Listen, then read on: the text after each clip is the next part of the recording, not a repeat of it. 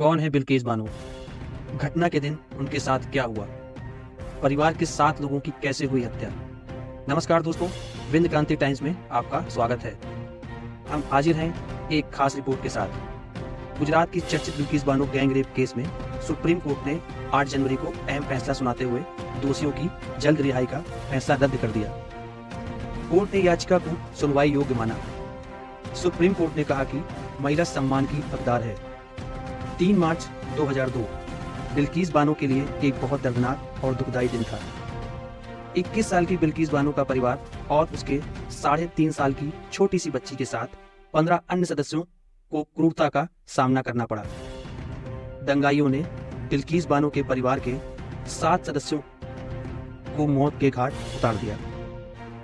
गुजरात में 2002 में हुए दंगों के दौरान बिल्किस बानो से गैंग रेप और उसके परिवार के 7 सदस्यों की हत्या में सजा काट रहे सभी 11 अभियुक्त आरोपी रिहा कर दिए गए हैं। गुजरात सरकार की माफी नीति के तहत 15 अगस्त को जसवंत नाइक, गोविंद नाइक, शैलेश भट्ट, राधे श्याम शाह, विपिन चंद्र जोशी, केशर भाई वोहनिया, प्रदीप उर्दिया, बाका भाई वोहनिया, राजू भाई सोनी, मितेश भट्ट और रमेश चंदाना को गोधरा उप कारागार से छोड़ दिया गया। मुंबई में सीबीआई की एक विशेष अदालत में 2008 में बिल्किस बानो के साथ गैंग रेप और उनके परिवार के 7 सदस्यों की हत्या के आरोप में 11 अभियुक्तों को उम्र कैद की सजा सुनाई थी। बाद में बॉम्बे हाई कोर्ट ने इस सजा पर अपनी सहमति की मुहर लगाई थी। सभी दोषी 15 साल से अधिक वक्त तक सजा काट चुके थे। इस आधार पर इनमें से एक अभियुक्त राधे श्याम शाह ने सजा की रियायत की गुहार लगाई थी। गुजरात के अतिरिक्त मुख्य सचिव गृह राजकुमार ने इंडियन एक्सप्रेस को बताया कि जेल में 14 साल पूरे होने और दूसरे कारकों जैसे उम्र, अपराध की प्रकृति, जेल में व्यवहार वगैरह के कारण सजा में छूट के आवेदन पर विचार किया गया। दरअसल उम्र कैद की सजा पाए कैदी को कम से कम 14 साल जेल में बिताने ही होते हैं। 14 साल के बाद उसकी फाइल को एक बार फिर रिव्यू में डाला जाता है। उम्र, अपराध की प्रकृति, जेल में व्यवहार वगैरह के आधार पर उनकी सजा घटाई जा सकती है। अगर सरकार को ऐसा लगता है कि कैदी ने अपने अपराध के मुताबिक सजा पा ली है तो उसे रिहा भी किया जा सकता है। कई बार कैदी को गंभीर रूप से बीमार होने के आधार पर छोड़ दिया जाता है, लेकिन यह जरूरी नहीं है। कई बार अपराधी की सजा को उम्र भर के लिए बरकरार रखा जाता है, लेकिन इस प्रावधान के तहत हल्के जुर्म के आरोप में बंद कैदियों को छोड़ा जाता है। संगीन मामलों में ऐसा नहीं होता है। सुप्रीम कोर्ट ने गुजरात सरकार को माफी के मामले पर विचार करने को कहा था। इसके बाद पंचमहल के कलेक्टर सुजल मायात्रा के नेतृत्व में एक कमेटी बनाई गई। मायात्रा ने ये बताया कि कैदियों को माफी देने की मांग पर विचार करने के लिए बनी कमेटी के सर्वसम्मति से उन्हें रिहा करने का फैसला किया। राज्य सरकार को सिफारिश भेजी गई थी और फिर दोषियों की रिहाई के आदेश मिले। हालांकि गुजरात सरकार के इस फैसले की आलोचना भी हो रही है। मानवाधिकार मामलों के वकील शमशाद पठान ने पीटीआई से कहा कि Bilkis Bano gang rape case से कम जघन्य अपराध को अंजाम देने वाले काफी कैदी बगैर माफी के जेलों में सड़ रहे हैं। गुजरात सरकार बिल्किस बानो के मामले में अपराधियों को रिहा करने का जो फैसला किया है, उससे अपराध के शिकार लोगों का व्यवस्था में विश्वास कमजोर हुआ है। कुछ राजनीतिक पार्टियों के नेता और पत्रकारों ने इस फैसले पर सवाल उठाए। बिल्किस बानो को 50 लाख मुआवजा और सरकारी नौकरी, किसी की जिंदगी देने में यकीन नहीं। बिल्किस बानो 27 फरवरी 2002 को कार सेवकों से भरी साबरमती एक्सप्रेस के कुछ डिब्बों में गोधरा के पास आग लगाए जाने में 59 लोगों की मौत के बाद गुजरात में दंगे भड़क उठे थे। दंगाइयों के हमले से बचने के लिए बिल्किस बानो बोध की बेटी और 15 दूसरे लोगों के साथ गांव से भाग गई थी। उस वक्त वह 5 महीने की गर्भवती थी। गुजरात के दाहोद जिले के दादिकपुर गांव में रहने वाली बिल्किस अपनी 3.5 साल की बेटी सालिहा और परिवार के 15 अन्य सदस्यों के साथ अपने घर से भाग निकली थी। बकरीद के दिन दंगाइयों ने दाहोद और आसपास के इलाकों में कहर बरपाया था। दंगाइयों ने कई घरों को जला डाला था। वे कथित तौर पर मुसलमान लोगों का सामान लूट रहे थे।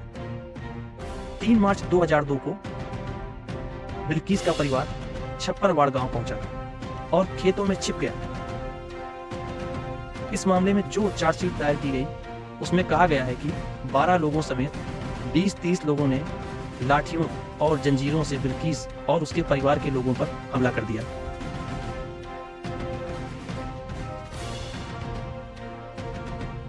अरमान, अरमान,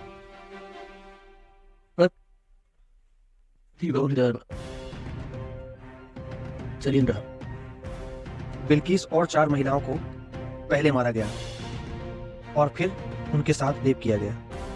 इनमें बिल्किस की मां भी शामिल थी। इस हमले में रंदीपुर के मुसलमानों में से 7 मारे गए। ये सभी बिल्किस के परिवार के सदस्य थे। इनमें बिल्किस की बेटी भी शामिल थी। इस घटना के कम से कम 3 घंटे के बाद तक बिल्किस बानो बेहोश रही। होश आने पर उन्होंने एक आदिवासी महिला से कपड़ा मांगा। इसके बाद वह एक होमगार्ड से मिली जो उन्हें शिकायत दर्ज कराने के लिए लिमखेड़ा थाने ले गया। वहां कांस्टेबल सोमा भाई गोरी ने उनकी शिकायत दर्ज की। बाद में गोरी को अपराधियों को बचाने के आरोप में 3 साल की सजा मिली। बिल्किस को गोदरा रिलीफ कैंप पहुंचाया गया और वहां से मेडिकल जांच के लिए अस्पताल ले जाया गया। उनका मामला राष्ट्रीय मानवाधिकार आयोग पहुंचा।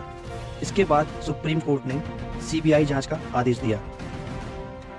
सीबीआई की जांच थाने में शिकायत दर्ज होने के बाद जांच शुरू हुई, लेकिन पुलिस ने सबूतों के अभाव में केस खारिज कर दिया।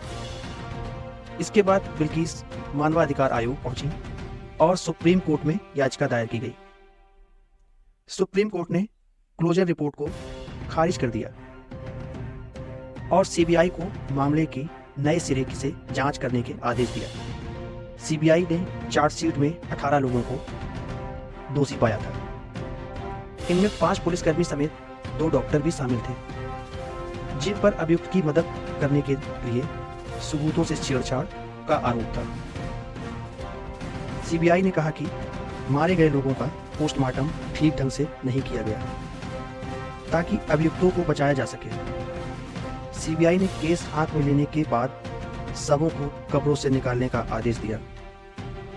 सीबीआई ने कहा कि पोस्टमार्टम के बाद शवों के सिर अलग कर दिए गए थे ताकि उनकी पहचान ना हो सके। इंसाफ की लंबी लड़ाई। इसके बाद बिल्किस बानो को जान से मारने की धमकी मिलने लगी। धमकियों की वजह से उन्हें 2 साल में 20 बार घर बदलना पड़ा। बिल्किस ने न्याय के लिए लंबी लड़ाई लड़ी। धमकियां मिलने और इंसाफ न मिलने की आशंका को देखते हुए उन्होंने सुप्रीम कोर्ट से अपना केस गुजरात से बाहर किसी दूसरे राज्य में शिफ्ट करने की अपील की। मामला मुंबई कोर्ट को भेज दिया गया। सीबीआई की विशेष अदालत ने जनवरी 2008 में 11 लोगों को दोषी करार दिया। इन लोगों पर गर्भवती महिला से रेप, हत्या, गैर कानूनी तौर पर एक जगह इकट्ठा होने का आरोप लगाया गया था। 7 लोगों को सबूत के अभाव में छोड़ दिया गया, जबकि एक अभियुक्त की मुकदमे की सुनवाई के दौरान मौत हो गई। 2008 में फैसला देते हुए सीबीआई ने कहा कि जसवंत नाई, गोविंद नाई, नरेश कुमार ने बिल्किस का रेप किया, जबकि शैलेश भट्ट ने सालेहा का सिर जमीन से टकराकर मार डाला। दूसरे अभियुक्त को रेप और हत्या का दोषी करार दिया गया था। बिल्किस ने अदालत में सभी अभियुक्तों का पहचानना था। सीबीआई कोर्ट का फैसला इस बात को ध्यान में रखकर दिया गया था कि बिल्किस ने सुनवाई के दौरान सभी अभियुक्तों को पहचान लिया था। उन्होंने कहा कि इनमें से अधिकतर उनकी जान पहचान के लोग थे, लेकिन अभियोजन पक्ष की अपील मंजूर करते हुए कहा था कि बिल्किस का गैंग रेप किया गया है। फिर उन्हें बुरी तरह मार पीट कर अहमदाबाद में 270 किलोमीटर दूर बसे गांव रंदेपुर में मरने के लिए छोड़ दिया गया। सुप्रीम कोर्ट ने 2019 में बिल्किस बानो को 2 सप्ताह के भीतर 50 लाख रुपए मुआवजा और नौकरी देने का आदेश दिया था। इसके पहले की सुनवाई में भी कोर्ट ने इसका आदेश दिया था, लेकिन बिल्किस ने कहा था कि उसे कुछ नहीं मिला। सुप्रीम कोर्ट ने गुजरात सरकार के वकील की उस दलील को खारिज कर दिया था जिसमें मुआवजे को बहुत अधिक बताया गया था। वकील ने कहा था कि 10 लाख रुपए का मुआवजा देना काफी होगा। इससे पहले गुजरात सरकार ने बिल्किस को सिर्फ 5 लाख रुपए का मुआवजा दिया था।